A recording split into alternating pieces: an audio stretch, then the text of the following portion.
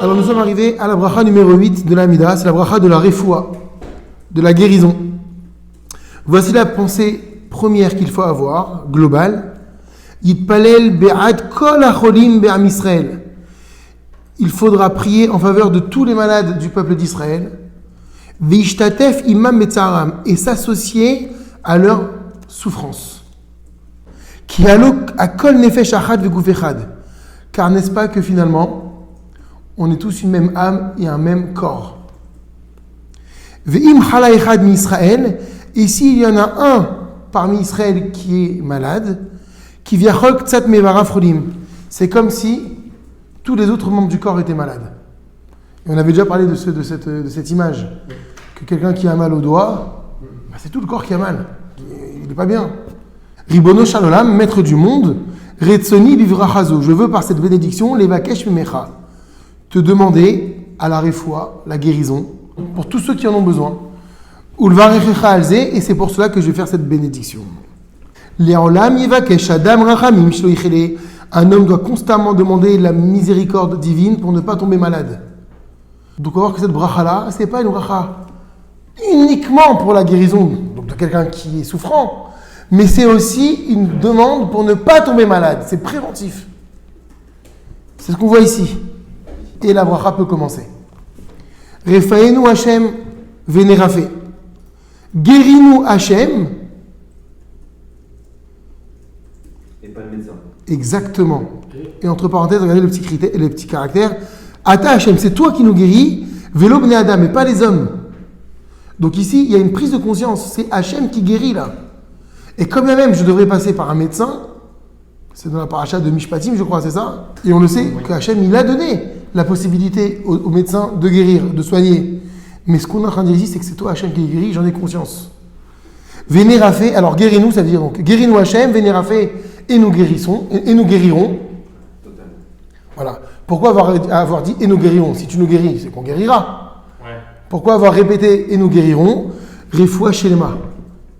Et nous guérirons d'une refoua totale. Parce qu'on peut guérir et retomber malade. Donc ici, la demande que l'on fait à Hachem, c'est qu'il nous accorde une refoua qui soit shelema. Qu'on ne récidive pas dans la maladie.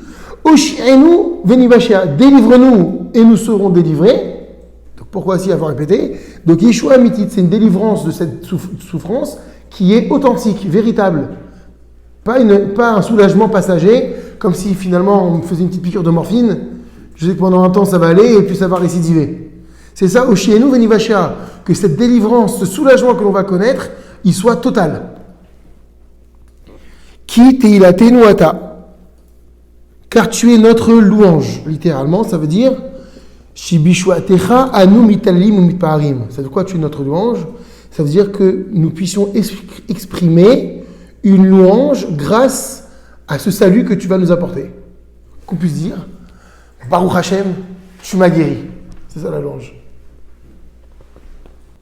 Ve'ale arucha ou marpe lechol tachal. Et nous, qu'est-ce que c'est arucha? Littéralement, ve'ale, fait monter. Arucha, c'est un pansement. Donc, ve'ale arucha, c'est-à-dire pense. P-A-N-S-E, c'est un impératif. Et pense, ou marpe, et guérit, les chol tachalouenu, toutes nos maladies. Donc, regardez un petit caractère. Shelach achlama veripouy mushlam lechol machalotenu. Envoie un remède, une refoua parfaite à toutes nos maladies. Entre parenthèses, toutes nos maladies, ça veut dire quoi? Ben akashim, ben akalim. Aussi bien les maladies graves que les maladies légères. C'est-à-dire que nous prions pour être en hyper bonne santé constamment. Ulchol machovenu, et toutes nos douleurs. Ulchol makotenu, et toutes nos plaies. Makot, c'est un coup. Et tous nos coups. Les chol makot agouf, toutes les coups corporels, vetachaloué anefesh, et les maladies de la neshama, de l'âme. Donc on n'est pas que dans une guérison physique ici, il y a même une portée, une dimension spirituelle à la guérison. Donc quand on a vu dans l'Orchot Tzadikim par exemple que les midot, les mauvaises midot, les défauts étaient appelés des maladies de l'âme, tu m'aides, je t'en prie Hachem, à me guérir de ça. C'est extraordinaire. Qui elle refait Rahman veneman ata, car tu es un Dieu qui guérit, Rahman qui prend en pitié, veneman et qui est digne de fidélité. Baruch ata Hachem, source de bénédiction tu es Hachem, Seigneur éternel, refait Holé Amo Israël, qui guérit les malades de son peuple d'Israël. Pendant la Chazara, on répondra Amen à la bénédiction. Ça veut dire Hachem Itbarach Emet, c'est vrai. Hachem ou refait Cholim, c'est lui qui guérit les malades. Vechen Yiraton, et qu'il en soit ainsi. Shirpainu Mikol Machalotenu, qu'il nous guérisse de toutes nos maladies.